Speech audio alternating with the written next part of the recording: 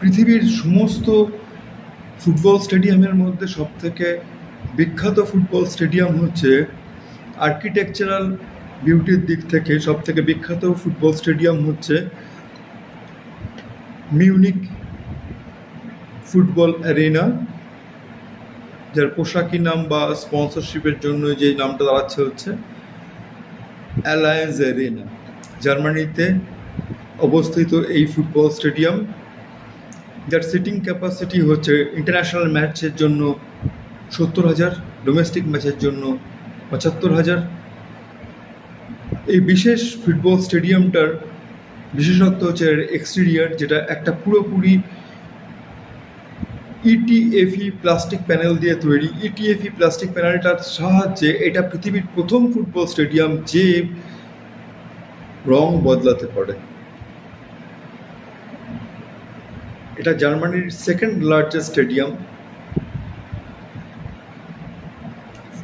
Largest stadium হচ্ছে West false স্টেডিওনা, যেটা Dortmund শহরে অবস্থিত, আর এটা হচ্ছে সেকেন্ড লার্জেস্ট। এই স্টেডিয়ামটার মেইনলি আমরা যে ক্লাবটার নাম জানি সবাই, বায়ার্ন মিউনিক, সেই বায়ার্ন মিউনিকের হোম গ্রাউন্ড। 2005-06 সাল থেকে এই বায়ার্ন মিউনিক শহরে বায়ার্ন মিউনিক ক্লাবটা এই স্টেডিয়ামে প্র্যাকটিস করতে শুরু করে।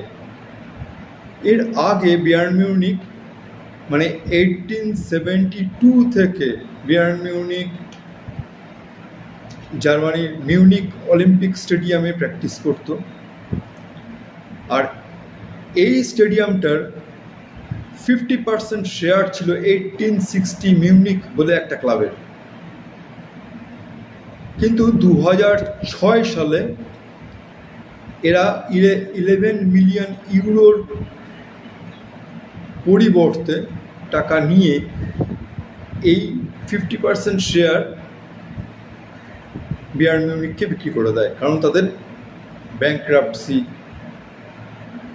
হয়ে গেছিল। তারপরেও একটা নিজেদের মধ্যে অ্যারেঞ্জমেন্ট করে ঠিক করে যে 1860 মিউনিক এইখানে 2025 অবধি এই মিউনিক ফুটবল অ্যারেনা বা অ্যালায়েন্স অ্যারেনাতে প্র্যাকটিস করবে। কিন্তু 2017 সালের পর বায়ার্ন মিউনিক সেই চুক্তি ভঙ্গ করে বলে যে এই স্টেডিয়ামে আমরা আর কোনো প্র্যাকটিস